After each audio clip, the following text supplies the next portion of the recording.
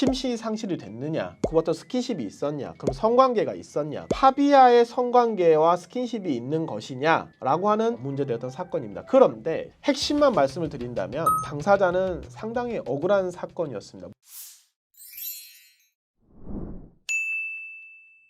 안녕하십니까. 검사 출신 임성열 변호사입니다. 오늘은 좀 강한 사건이긴 한데요. 마약을 이용한 강간 사건이었습니다. 구속영장이 청구가 되었고 당사자 간의 관계에 있어서 연인 관계로 발전이 되었는데 그 발전하는 과정에 있어서 졸피뎀을 이용하여 상대방에게 심시상시 상태로 만들었고 그 과정에서 준강제추행과 준강간 사건의 범행이 있었다라는 혐의로 구속영장이 청구된 사건이었습니다. 며칠 전 구속영장 실질 심사가 있었고 여기에 대해서 저희가 적극적으로 대처해서 마약이 있는 강간, 준강간, 준강제추행 사건이었음에도 불구하고 성공적으로 잘 방어가 되어 구속영장이 기각된 사건이었습니다. 해당 사건에 대해서는 상당히 어려웠던 사건에 해당합니다.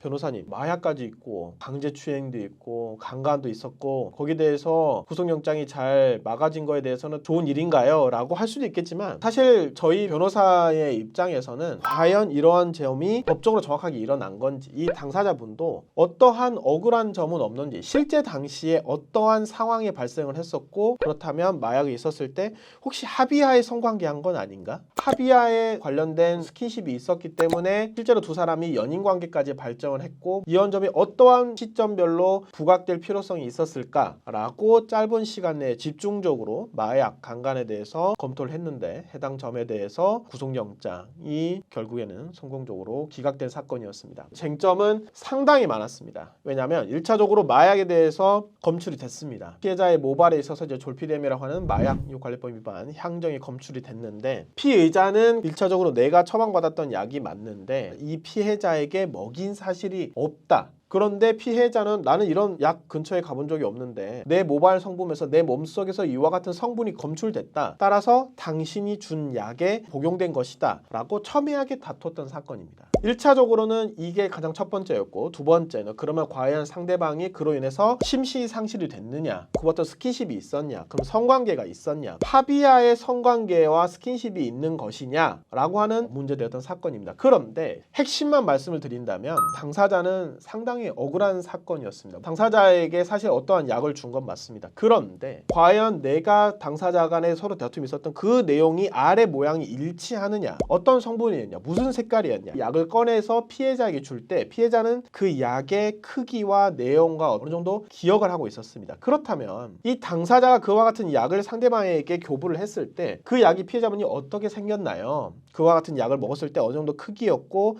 어떤 색깔, 모양, 형태, 무게가 어느 정도 됐었냐. 더 구체적으로 나갔을 때는 약을 한 개 먹었다. 그럼 이와 같은 형태를 한 개 먹었다면 단 몇 그램짜리였다. 전날 밤 10시에 복용을 했다고 하면 다음날 아침에 9시에 두 사람이 깨서 서로 간에 대화를 나누고 성관계까지 이어나갔거든요. 그렇다면 심실상실로 이어졌느냐는 거예요. 언제까지 그 약의 효과가 지속이 돼야 되는데 그 당시에 고소인이 술까지 마셨고 과연 그 약을 복용했다고 하면은 통상적으로 그 약이 지니고 있는 효과가 이미 넘어섰을 것이다. 상대방이 진술하는 내용과 앞뒤 내용을 보더라도 그 내용은 일부가 맞지가 않다. 상대방의 주장과 같은 졸피뎀이었다면 그 약의 효과가 통상적인 선생님이 진술하는 것과 그 효가 지속 시간에 있어서 일치하지 않는다. 그 당시에 상대방은 의식이 과연 존재했을까라는 거에 대해서 수많은 정황 증거를 매우 세밀하게 몇 시 몇 분 어떻게 대화한 내용까지 전부 다 저희가 분석을 했습니다. 당사자 간에 어떠한 카카오톡, 문자, 대화 내용,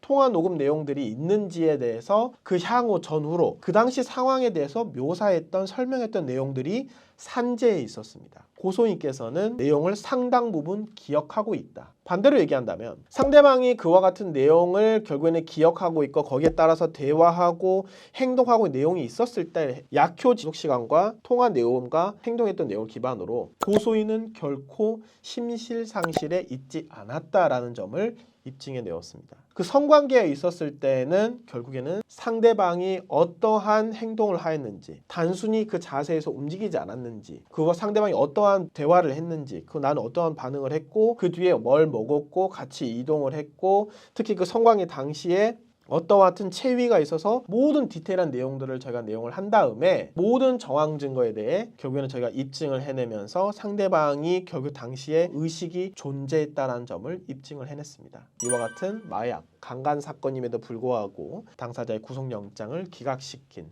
성공 사례에 해당하였습니다.